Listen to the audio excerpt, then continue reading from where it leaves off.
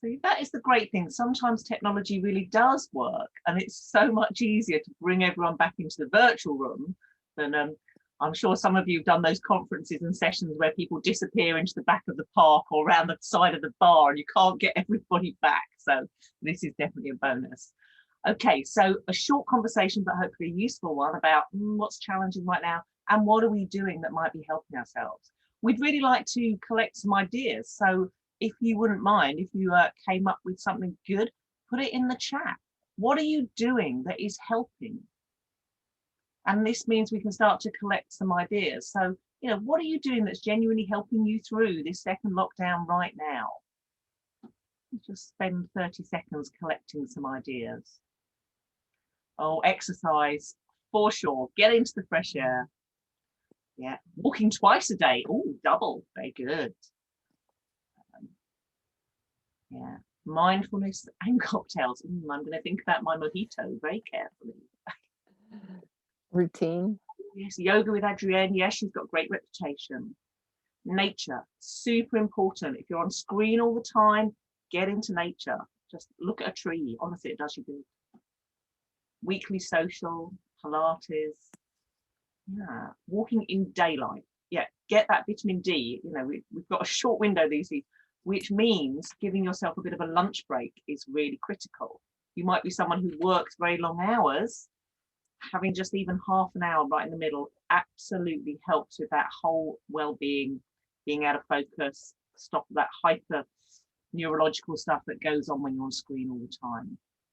Oh, start celebrating Christmas early. Yay, I'm actually going to make a Christmas cake this weekend because that's what I decided. Bit of cooking will help sort me out. Okay, having a dog. Oh, I might have to borrow a dog. So some great ideas there. And, you know, there is this sense of actually making sure we spend a bit of time looking after ourselves is really important, or else we cannot do the work that we need to do. Okay, so let's move on then. Let's start thinking about this idea of polarities. So you've had a little connection time.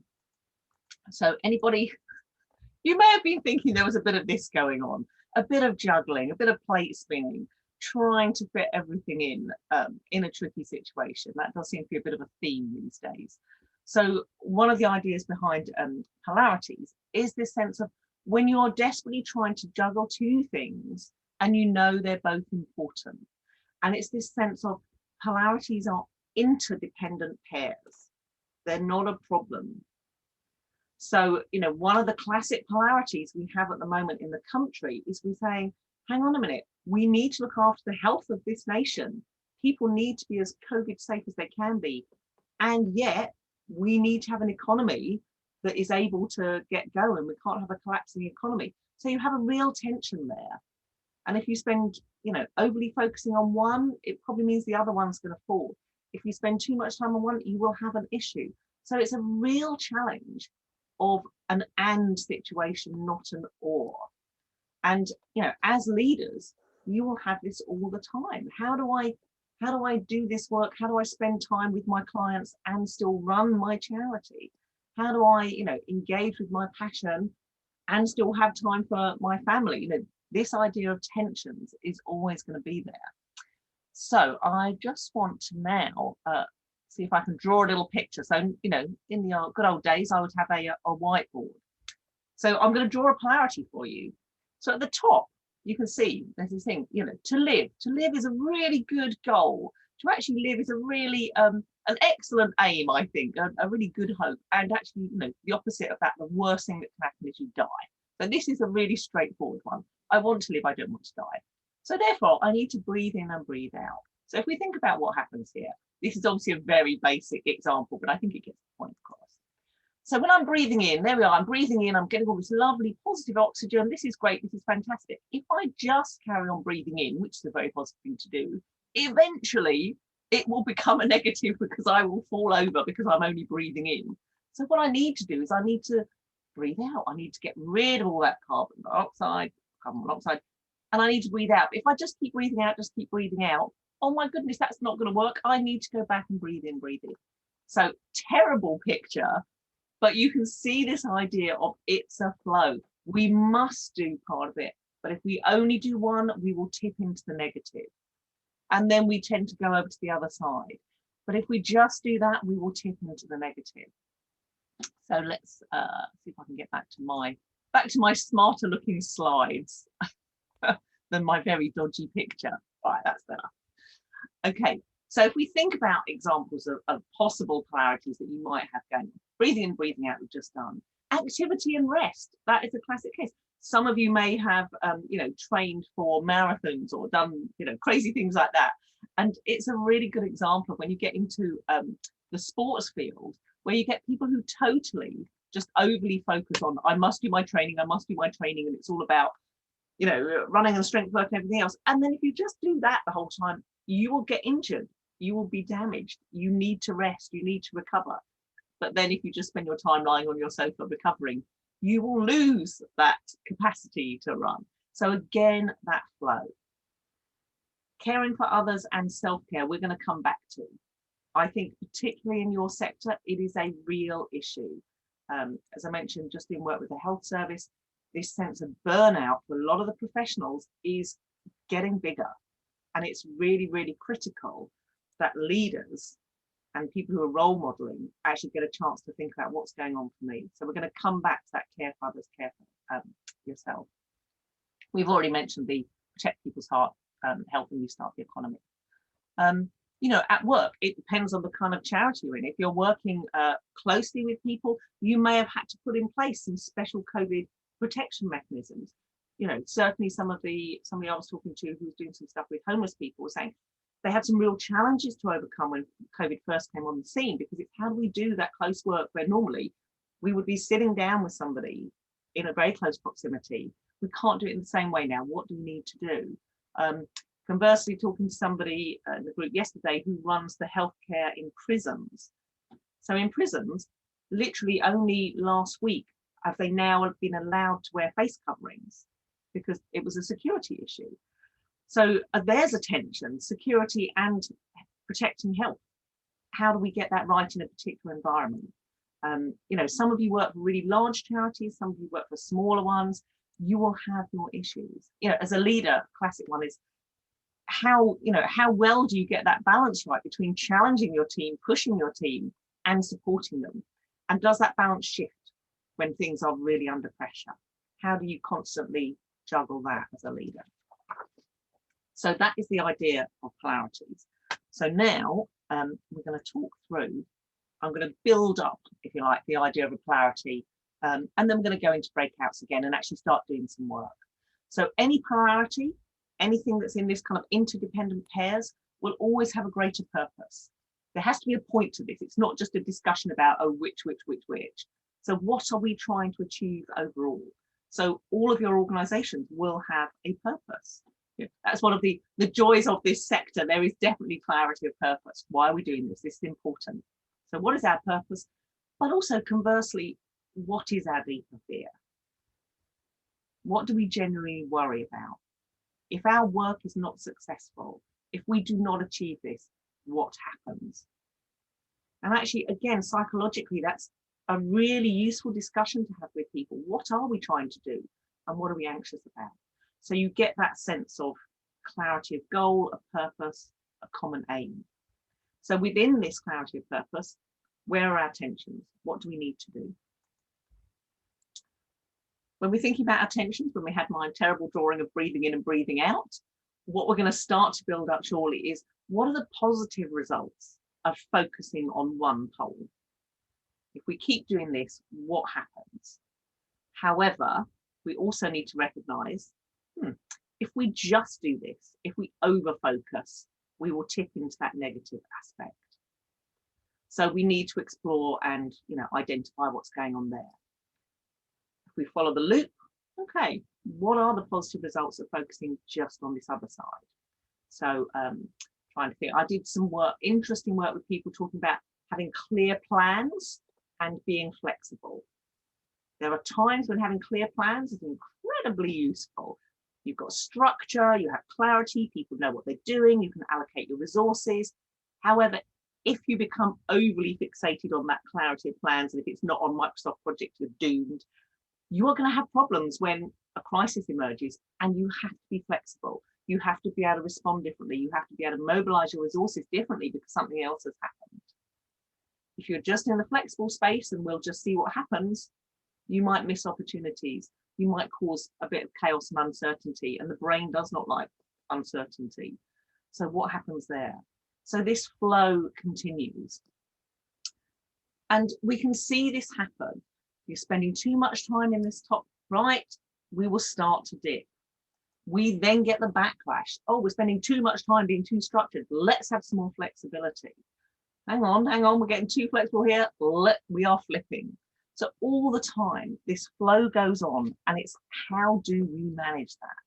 As a leader, how do you keep an eye on what's happening here and make sense of it before we just go round the loop again?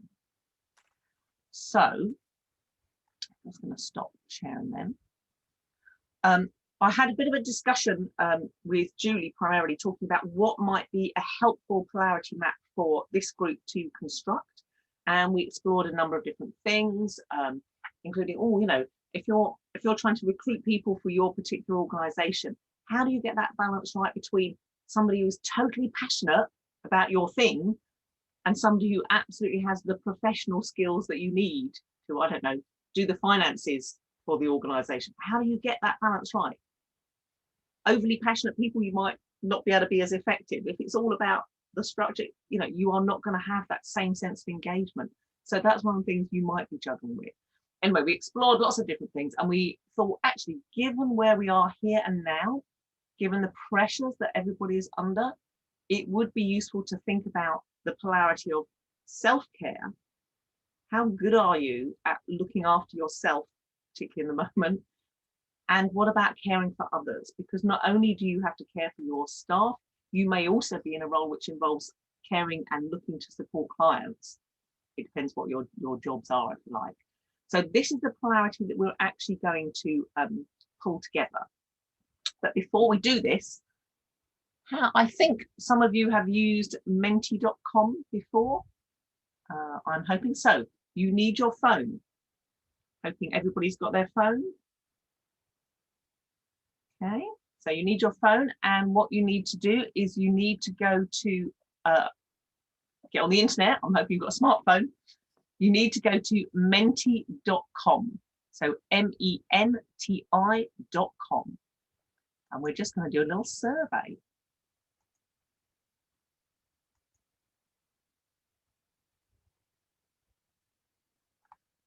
So, Nancy, can you confirm that you can see that? Yes. Okay, so you go on your phone and you go menti.com and you put the code in 3477657.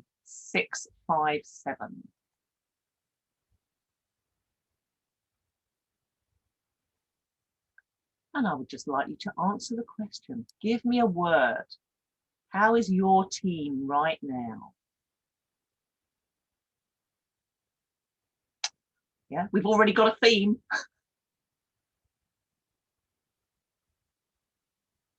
A lot of stressed teams around, scattered, frustrated, surviving, managing,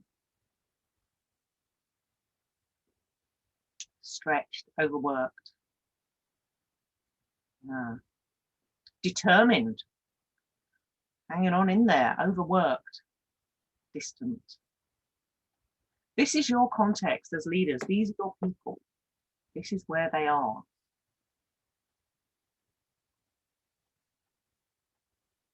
This is the challenge. Okay, and we will be saving these so we can share these with you afterwards. So looking at that, that's your context. You can see where there is a definite draw. As a leader, I need to support my team. This is really important. These are the people that are working with clients. These are the people that are doing the job of my organization. Okay, so that's the first question. Next question. How are you feeling right now? Similar words or different words?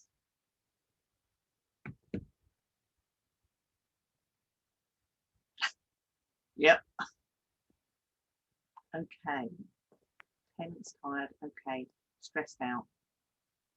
Overwhelmed.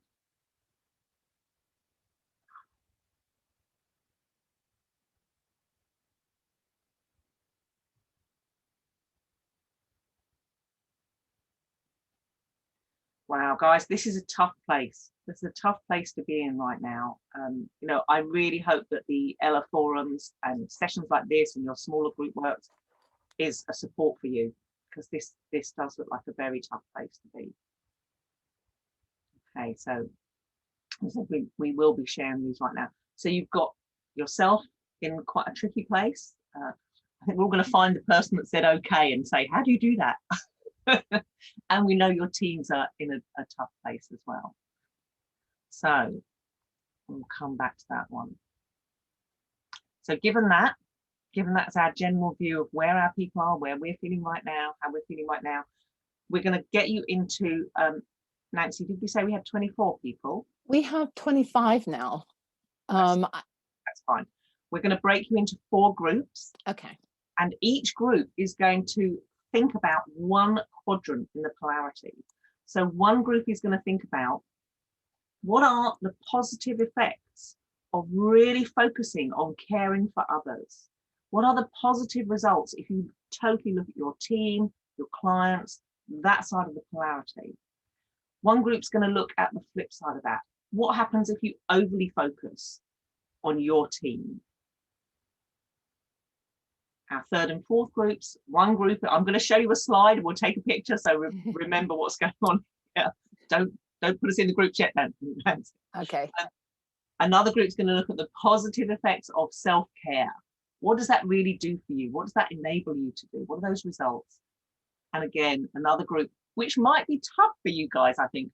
What would be the results of too much self-care? Have you ever even been to that space? I don't know. We'll see.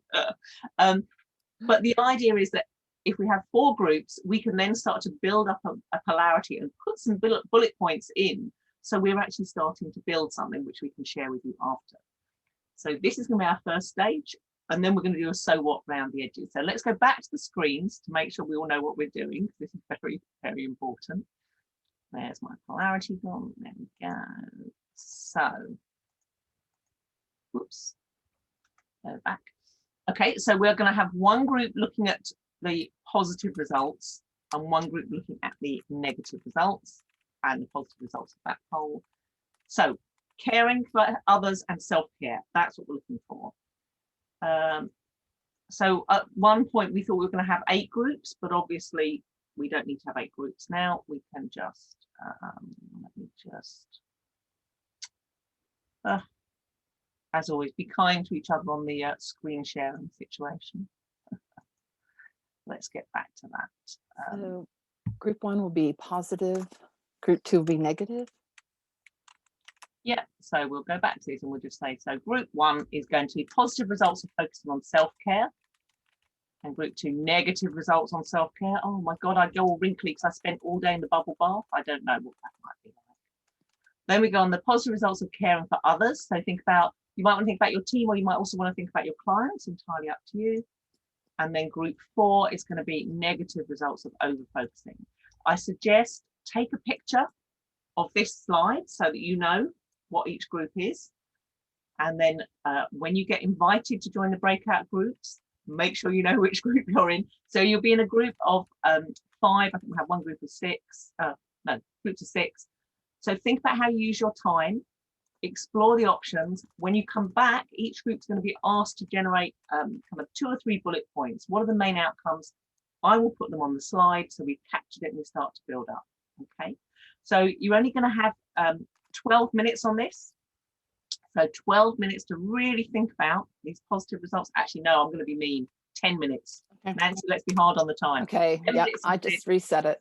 10 minutes. Sarah, yeah. Just to be sure, the fourth one, it's got a 1 is on there twice. So just to be clear, the bottom one should be a 4. Negative results, just not to cause confusion when we get in our groups. That's all right. I've named the groups. Oh, well, even better. See, Nancy's on it. This where we've been kind to each other on the text here. Yeah, I've had a chance to do that while you guys have been talking. So. Okay. So are we ready to go? Or I'm just making sure that we're all there, caring for others. Okay, so you can have 10 minutes to generate 2 or 3 bullet points, and then we're going to build a map. So 10 minutes of 4 groups. Thank you, guys. See you. Okay, off you go. And again, And it's slightly different when you're just focusing on one aspect, you know, purely the positive or purely the negative, purely self-care or purely caring for others. So let's see what happens when we start to build this up to create our map. So let me find slides, and let's get the right slide up. So these are our 4 groups, our positive results of focusing on self-care and the negative results, and the positive results of focusing on caring for others, and then the negative results. So we're going to start with the easy one, I think. The group that was talking about the positive results of focusing on caring for others. Nice and straightforward. Somebody from that group, please give me a couple of bullet points and I'll add them into the screen.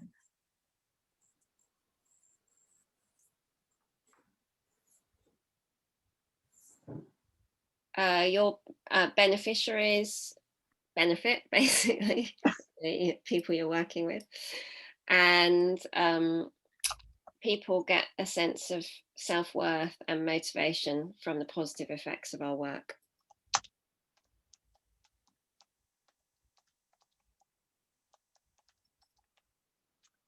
And were you talking mostly about your teams or the clients of your charity? We were talking mostly about the beneficiaries of our charities, yeah. Okay, so people get self-worth, motivation.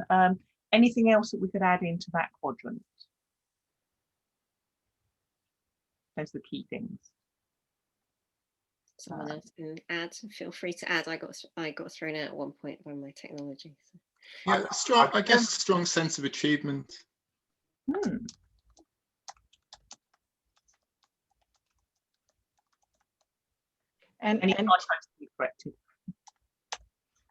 And teams, we did mention teams, working as part of a team, and a clear purpose, sense of purpose. Yes. Yeah, and remember, you know, when we're talking about resilience in the current time, that the social identity that's built through a team and a team that has clarity of purpose is hugely important. You know, it's a real protection mechanism against the stresses that are going on right now. So if you're part of a team where you have clarity, where you've got a strong sense of achievement, where you can really see you're making a difference to beneficiaries, fantastic. Loads of real kind of clear positive results of focusing on caring for others. However, if that's all you do and you over focus, let's move to our other group.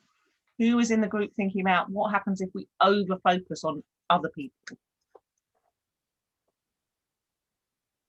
I'm happy to speak for the team if everybody else is happy. Go for it, Adette. What do we put in our bullet points, Adette? So I'm actually, have I got this right? The negative results of over caring for others. Maybe I've come in too soon. Oh no, that is the one. Sorry, got lost for a minute there. Okay, so 3 bullet points. We talked about teams and beneficiaries, so we did a good balance of both. But your support could overwhelm others, and I suppose that is relevant to the team and beneficiaries. And in some cases could become a bit invasive if you're over checking. Yeah, it could also feel like over managing, perhaps. If might come across that way. There's a great term in psychology called marshmallowing, which is, you know, literally that sense of trying to be all sweet and lovely and kind and supportive, but literally you're marshmallowing someone, and it's actually not helpful. Yeah. But yes, I do like marshmallows. Over dependence from beneficiaries, but I guess that could come down to staff members and volunteers as well. But particularly beneficiaries could become over dependent upon your services, and we did touch upon the fact that some charities have changed their objectives to be able to be out in the community, which actually we have to look at whether that's the right thing to do. And then the 3rd bullet point, burden on leaders, both as you're trying to overcare, overcompensate, but also when you're doing that, it has an effect on you personally, on anybody that's doing that. So the balance is right, needs to get the balance right, and but it can also affect your charity, because if you are the leader and you've got to lead up, you've got to lead down. So yeah, that could become a huge burden. Yeah, that thing, like, this is really a classic burnout zone. You know, people feeling depleted, exhausted, not having enthusiasm for anything. This is not a very nice place to be, because literally you put it all out there for other people and it's too much. It's too much. We need to get the balance right. So here we are, we've flipped over, we've gone down into the negative space of too much focusing on other people. Let's move around the loop. So we move around the loop and go, right, we need to spend a bit of time thinking about self-care. So who was the group doing the positive results of focusing on self-care? Give me some lovely positive bullet points of what might happen if you do a bit of lovely self-care. Okay, does anyone else want to, I took notes, but I don't know if anyone else wants to speak. I think it's down to you, Julie. Okay. Well, what was quite amusing was many of our points were also came back to helping others. So that whole underpinning, but anyway, the one that doesn't was obviously about our short and long-term health, both physical and mental. There's a massive benefit for that. That it would help us have greater clarity of thinking, which would help us be more rational and recognize, so not get into kind of catastrophizing. I don't think we use that word, but that's my interpretation. So we would be able to focus on what is really happening now, keep us real. Would also enable us to be more optimistic, because we will be feeling better in ourselves. We would be able to be a role model for others of how to look after ourselves. And if, you know, that whole thing about happy salespeople sell more, we thought that happy, balanced people looking after themselves who've got good well-being will also make for a healthier organisation overall, which would of course enable us to do a much better job for our beneficiaries and our teams and our colleagues and our families. So it was all about, but we did have one question at the end which said, oh, how do we help people to do that self-care piece? That was the last question. We were just, So, beautiful, seamless segue, Julie, because that'll be our next loop, is when we do the so what. So this bit of building the polarity map, which is what are the results of doing one or the other, or tipping one or the other. Our next stage is, how do we do that? Right. So lovely, you get 5 later, thanks. Okay, let's see I think our most challenged group. Can we imagine overly self-caring, spending too much time, and what the negative results would be in terms of spending too much time in that space, too much looking after yourself and not other people? Yes, I think I was nominated for this one, and I'd say the team could feel unsupported or unvalued. You could become self-indulgent, potentially, you know, somewhat fragile and brittle, the terror of your self-care routine being disrupted by other people's needs. That could develop into a kind of narcissism, you know, a sort of Donald Trump approach where you see others purely in terms of their ability to meet your own need for self-care, and the sort of paranoia that goes along with seeing yourself as the center of the universe. But apart from that, we didn't come up with anything.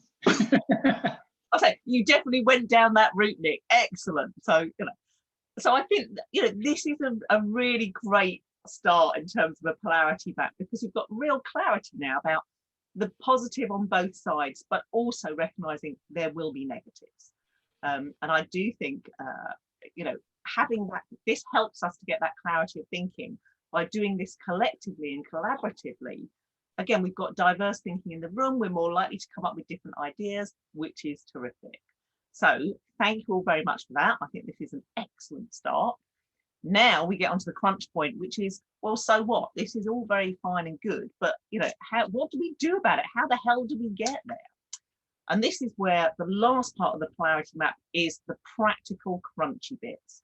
So this is where we basically say, okay, if we're thinking about focusing on self-care, what are the actions we need to make sure that happens?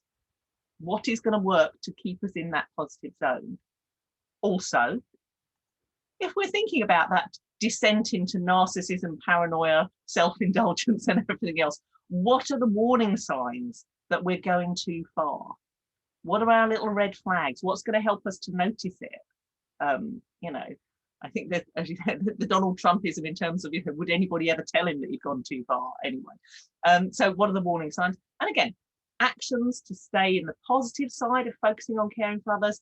What are the warning signs? So some of these warning signs will be personal warning signs. Hang on, what's going on for me right now? So I know that if I'm spending too much time focusing on other people and it's always out there, I start to get a really bad jaw ache because I grind my teeth because I'm so stressed, and my shoulders go up because that's where I'm holding my stress because I'm so focused. And I know I need to shift into a bit of self-care. You know, I need to make time to do yoga, to get out there, to do whatever it is that's going to help me get a better balance. So you will have all sorts of things for yourself. How do you notice what's going on for you? But also, how do you notice what's going on for your teams, for your beneficiaries? What are the warning signs? And I think this is a massively helpful next step, because we're really starting to think about the so what. It turns it into an action plan, a practical map, something you can share and work with your teams on. What are we noticing? What are we doing about it? And it will never be perfect. There will always be fluctuations. You'll always be going back the loop a little bit, but it's a good start point. So you're going to stay in your same teams because you've already explored that particular quadrant. So the team that's doing the positive results will be focusing on the actions needed. The teams that were doing the negative results will be thinking about the warning signs. Okay, so we're going to give you 12 minutes on this. So Nancy, Chief Organizer, I'm going to stop sharing. You might want to take a photo of this screen just to remind yourselves of the bullet points. That might be helpful. Let's do print screen if you don't know how to take a photo. I think people are more likely to know how to take a photo than do. Yeah, this could be easier. Yeah. They have their phones. Whatever works. So just remind you what you said, what do we need to be doing with it? And just to flag up, because we've had a couple of questions on the chat, we will be sharing the slides, we'll be sharing the outputs from the Mentimeter, and I'll be doing a separate slide which says, you know, this is the polarity map that you created, because then you can take that and do something with that separately. So hopefully that will be useful. Okay, so let's see how we build up our map. Let's see what we're going to end up with.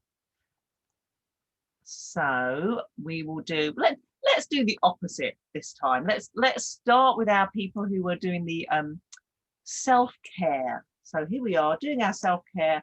What are the actions that you need to achieve these results? What do you really need to make sure you do to stay in that positive self-care zone? Who was in that group? Yeah, that's me. I'm feeding back on behalf of the group, and thank you everybody for the fantastic discussion. I hope you've got about an hour to go through about this. 2 minutes, David. Matt. Okay, all right, I'll be quick then. So actions needed for self-care: schedule time and stick to it. You know, it's very easy to schedule time and then be distracted by something else. Of course, that's always going to happen, but try to stick to it. Have a routine. Make sure that you've got a routine. We're talking about both being at work and in our personal lives too.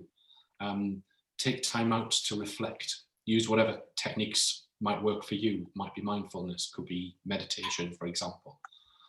Clear out your diary often. Get rid of the unnecessaries. Make a commitment to others. So if you're going to do something, let's say you're going to have a yoga class, or you're going to do something online, maybe you'll talk to a friend and make a commitment so that you won't let them down, and as a result, you'll actually go through with it. Yep. In relation to work, maybe speak to your employer. Make sure that you're able to take your breaks, for example, or you're able to take a bit of time out. Is what we do know that can be difficult depending on your working environment. Add a bit of humour to your day. Was another one. Make sure you have a bit of fun, however that might work for you. Be selfish, and we had a discussion about, you know, it's not a natural thing to do in our environment, in the charities and organisations we work in, but be selfish because there are knock-on effects for you, your family, the people that you're working with, your beneficiaries, and so on. Give yourself permission to think about yourself. Talk to yourself. We're all talking to others often. How often do we actually have a chat with ourselves about how we're feeling and how we should be planning our day? And then finally, take time off. You know, have people, People are often not taking their holidays in this current situation. So start to think about that, plan it. You don't need to be going overseas, but you do need to take some time for yourself. I think that is a lovely list, David. Some, beautiful examples of very practical things. Doesn't have to be earth-shattering. Some lovely examples which really work. The evidence around committing to somebody else to both do a yoga class, whatever, is much more likely to happen. Articulating things is much more likely to happen.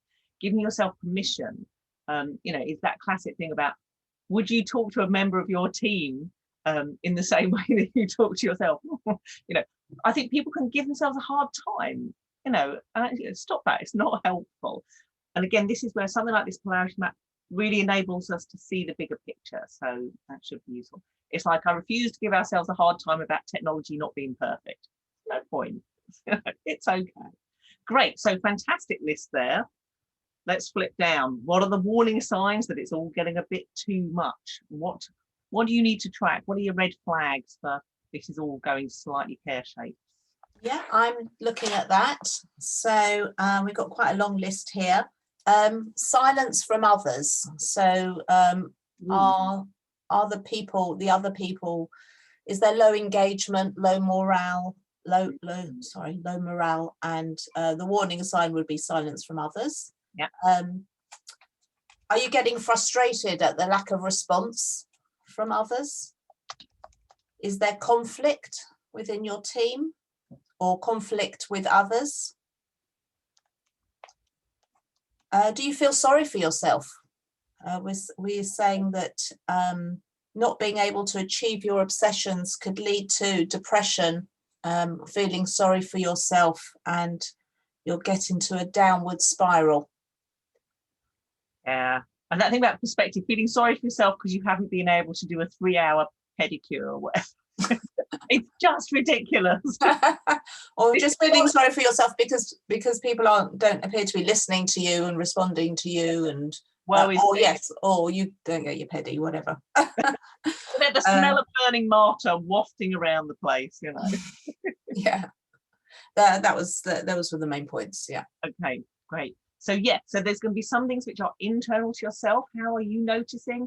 And then some things that are going on in the external world. So really useful to have warning signs that are in both domains, because even if you're so wrapped up, you miss what's going on here, what's happening out there. So, yep, lovely, super duper. Let's move over then and think about our positive signs of, we're spending time caring for others. We're putting some effort in here and we're in a good zone. So let's hear from that group. What's your list? Yeah, so I'm feeding back on that. We talked about organisational development, so making sure that your organisation is being the best it can be in order to benefit the team and beneficiaries. In involving the whole team, communicating your purpose, understanding your impact on beneficiaries, so I guess, effective monitoring and evaluation. We spent quite a while talking about vision, mission and values, and coming back to them, being led by them, the importance of them. And right at the end, one of the members in the group was talking about how some organizations are shifting their appraisal process to be focused around vision, mission and values rather than job descriptions. Yeah, really important. And I think, if we think about what's going on now in a COVID world, this is a good opportunity to revisit. Is this still appropriate? Do we need to flex it a little bit? Are we being true to our original thinking here? So, and that's a real time to get involved with the team. And, it doesn't have to be down to you as the leaders sitting in a cupboard thinking up deep thoughts. Engage with these people. That's really helpful. Yeah. Okay, nice. Is anything else, Nikki, on that one? I didn't, but anyone else feel free to chip in from the group. Everyone's there.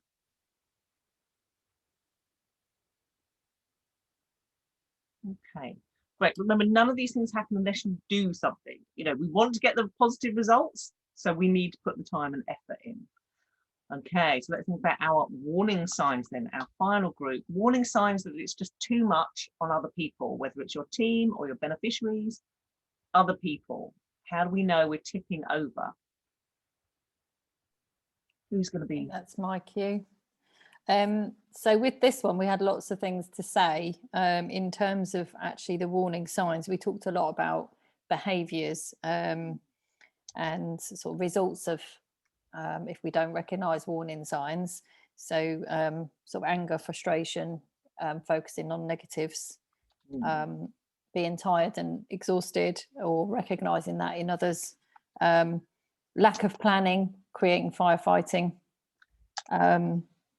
You might, so some things I've brought from that are that you might sort of start cancelling, or other members of staff may start cancelling perhaps well-being exercises they would normally do. So you could that could be for anybody. It could be a friend of yours, couldn't it? It could be somebody you work with, or it could be a beneficiary. If they start cancelling their regular things they do, work tasks may get put off. If things start getting put off and targets aren't being met, poor performance, odd behaviour. And we were talking about the overuse before, which I know is sort of a bit of a tricky one because there's a very fine balance. But if you do feel that you're being overused by beneficiaries, that's something to recognise. Perhaps expectations have been set too high of you because of allowing over dependence. So I suppose the resentment going on there, because it's like, hang on a minute, it doesn't feel right. Again, that's an internal thing. I'm starting to resent this. People want too much of me all the time. Yeah, you can feel that building up, because remember, this is the stuff that builds up that then pushes you back over to the I need to get back to my so yeah. So, and I think as well as internally, that could be for the charity as a whole, sort of like there's an over dependence or an expectation of that because of you've allowed it to happen, perhaps. So yeah, not meeting deadlines, cancelling any regular well-being or work that you need to be doing. So sorry, that's a bit more of a blurb. Yeah, we literally just had loads of things to say about that. Yeah, and brilliant, because remember, with all of these things, if we identify the warning signs and the red flags, we can do something about it. Yeah. We can hold each other to account. You know, you can say to somebody else in the team, right, take note, if people cancel their lunch breaks twice in a row, you need to let me know, because that's not good enough. That means that potentially they could be slipping, and we need to make sure we keep people in this positive space. Okay. We came out with all them negative words, but we did make sure we all gave ourselves a pat on the back, because we realised that that's a lot of pressure for the leaders to be dealing with all of this. So we did that too. Good, very good. And also remember, it's not selfish from the other group. Like you think you're being selfish, it's not actually selfish. So exactly. I think well done everyone on this, because today, just in the space of an hour or so, we have created a polarity map that really has surfaced some of the issues around self-care and caring for others. Particularly important in your sector, particularly important right now. And this sense of, making sure that you as leaders get that balance right. Are we getting the balance between looking after ourselves and looking after our teams and our beneficiaries? And we have to get that balance right. It's never going to be completely stable. It will always be a little bit of fluctuation. That is the way life goes. But pay attention to warning signs, build in those actions, and it's more likely that you're going to stay in the positive end. That's what we're trying to achieve here. So well done everybody on that one. So we've now created a beautiful map. I will tart it up and get rid of any spelling mistakes, which are no doubt in there, and I'll send it to Nancy to send out to you, so you've got something real that you can work with. I will also send a blank version so that you can use that kind of template, if you like, with your teams or with your beneficiaries or with your trustees and your board, whatever you want to do. When you're thinking about polarities that come through, it might be something specific for your particular organisation, or it might be more broad. So thinking about that, there are so many polarities in the world, and once you know that they're going on, you do start to spot them. So keep an eye out for polarities. What are you seeing where there's a tension, but both of them have got positive benefits? Both of these factors need to be held and managed. So that's in both will always have positive side of things. Okay, let's draw this together. I have one more Menti question to ask you, and all of the Menti stuff will be shared with you as well. So get your phones out, please. Let's go back to our Menti question. Oh, not that one. Not that one. The last one, final question, menti.com, same code 3477657. Thinking about everything we've covered today, what is your takeaway? Let's see our list of takeaways, and then we can have a wrap-up discussion. Yeah, nice, definitely.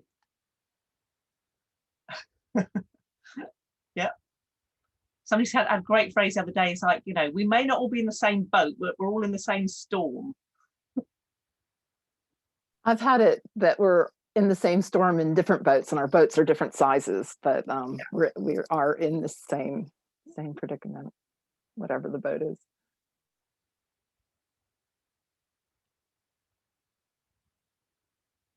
Yeah, I like that. Be kind to ourselves.